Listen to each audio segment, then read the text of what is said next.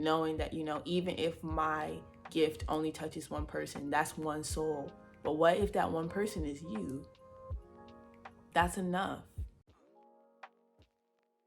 Hey, it's Zariya. Welcome back to my channel. And if you are new here, thank you for clicking on this video. I make content about being well from the inside out. So if you'd like to learn how to cultivate a better relationship with God, yourself, and others, then definitely subscribe, hit the notification bell so that you are notified every time I upload a video. And it is another Monday, which is another Realizations with Z, which is a series that I started just to create a space for me to talk about the things that I'm going through and growing through. This week's realization is that there is a time for your gift. I had a meeting with my pastor this past week, and I went and talked to him about a whole lot of question marks that I was having in my life. He told me stuff that I already knew, and that was eye-opening for me, realizing that I already knew.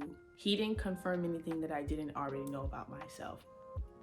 And I just wanted to come and tell y'all, you already know. You already know what your gift is. You already know that you're good. You already know your gift can touch people. You already know that you were created for influence and impact.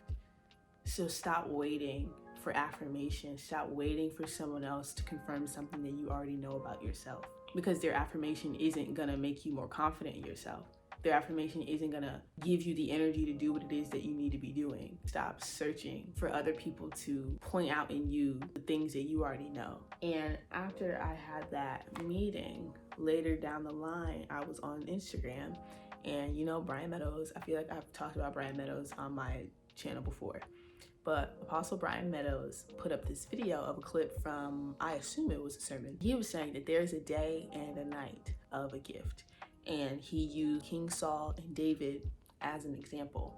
And if you're not familiar, Saul was king and David was a shepherd's boy.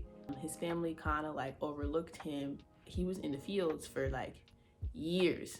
But when he was younger, he got anointed to be king. But he stayed in the field. And so for years and years and years and years, God was developing him in the darkness, in the background. People didn't know him. People didn't really care. Nobody was really checking for David.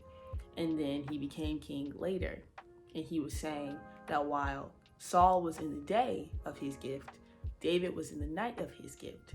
And what he means by the day of his gift, Saul was the one who was king. Saul was the one that everybody knew. And David was a nobody, essentially. And he was saying that everything God develops, he does in darkness. When babies are created, they are developed in darkness. When you take photos, you have to go to a dark room for the photo to be developed. So that is kind of just the way that God works. He develops things in darkness. When I watched that, it reminded me of how small I feel sometimes, how invisible I feel sometimes, how overlooked, because like when you have a gift, and not that I need acknowledgement, but it's like when you have a gift and like people don't really know it, people aren't really familiar. And I think that was why, not that I was going to my pastor for confirmation, but that was why I was questioning it, because it's like, I feel this, but I don't know if I'm making this up. I don't know if I'm creating this in my head. He was saying everything is developed in the darkness. And he's saying that there's a time for your gift. And before your gift is in the day, before it is time for the cameras, before it's time for the attention and the likes and the shares and the whatever, before it's time for that, you should be developing. That's when you're getting your substance, is what he said. Substance only comes in the darkness. Substance only comes with trials and tribulations and those hard times and tears. That is where substance comes from. And so I just wanted to encourage you, because I'm right there with you. The struggle, the darkness, the bad times is only for your good. It's necessary for where you're going. And he also said, substance comes in the dark. So when you get in front of people, you have something to say. If you don't go through, then how are you going to help other people? If you don't go through, how are you going to get closer to God? The darkness is a tool. In the struggle, in the hard place is where you learn how to use your gift on you. That was the part that really got me. He was saying, if you can't sing yourself out of suicide, if you can't sing yourself out of a depression, then you don't have a gift. If your gift, if you're a singer, if you're a writer, if you're a dancer or whatever, if your gift doesn't help you, then how is it going to help other people?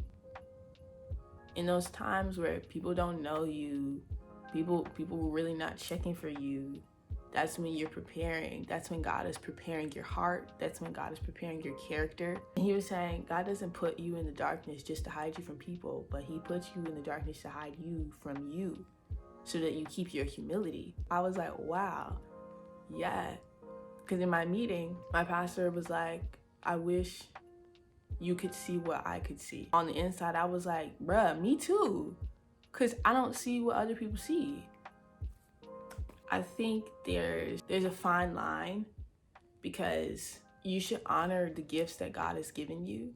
You shouldn't downplay what God has given you. Because honoring the gifts is not in a conceited way, but just simply being like, God blessed me with this thing and I acknowledge this thing. I think that is important. He was saying that you not seeing what other people see in you is a good thing, because it helps you to keep your humility. All in all, basically, with the meeting that I had and this video that I watched, helped me come to the realization that nobody's watching, when nobody's sharing, when nobody's liking and commenting and subscribing and whatever it is, use your gift on you. I always hear, like, even if it just touches one person, like that's kind of what people use to keep themselves motivated, knowing that, even if my gift only touches one person, that's one soul. But what if that one person is you? That's enough.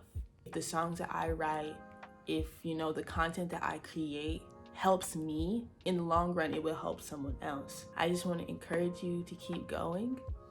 Keep pressing forward, keep creating, keep doing whatever it is that God placed on the inside of you to do. Stop searching for validation in other people, because you already know what's in you, and you already know that it's big, that it's important, that it's going to be impactful. You already know. And use that thing on yourself. In the midst of going towards whatever it is God has placed on your heart to go towards, just remember that substance is more important than popularity and likes. Oh yes, I will have the video in the sermon, if I can find it, in the description box. Oh yes, and if you watched last week's Realization with Z, I challenged you to go find a Bible verse. If you did that, you can comment down below what your Bible verse is. I'd love to read it.